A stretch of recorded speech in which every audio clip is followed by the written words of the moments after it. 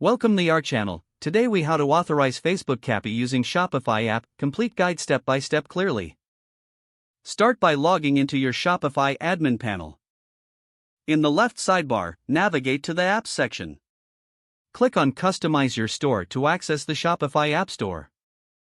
In the search bar, type Facebook for Shopify and select the app from the results. Click the Add App button to begin the installation process. Follow the prompts to install the Facebook app on your store. Once installed, go back to your Shopify admin panel. Locate Facebook under the apps list and click to open it. You will see an option to connect your Facebook account. Click Connect Account.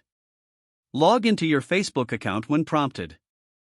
Grant the necessary permissions for the Facebook app to access your Facebook page and add account. After connecting, return to the Facebook for Shopify app settings. Look for the section labeled Data Sharing Settings. Select Maximum for data sharing if you want to enable the Conversions API integration. Scroll down to find the Web Pixel section. Click on the Setup button to begin configuring the Facebook pixel. If you haven't set up a pixel yet, follow the on-screen instructions to create a new one. After creating a pixel, go back to the settings and select the pixel you just created.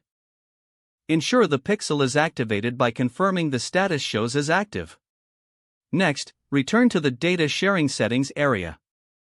Review the settings and confirm that the Conversions API is enabled. Click the Save button to apply any changes you've made. To verify your setup, navigate to the Facebook Events Manager. In the Events Manager, check if your pixel shows up and is receiving data. Run a test to ensure that events are being tracked accurately. If everything looks good, you're now fully authorized for Facebook CAPI using your Shopify app. That concludes the complete guide on how to authorize Facebook CAPI using the Shopify app. If the page does not load, refresh the browser or try again in a private or incognito window. Make sure you are using the correct email address, then retype it carefully to avoid small typos. If your password is not accepted, use the reset option and create a new strong password you can remember. Don't forget to like this video and subscribe to our channel for more step-by-step tech guides.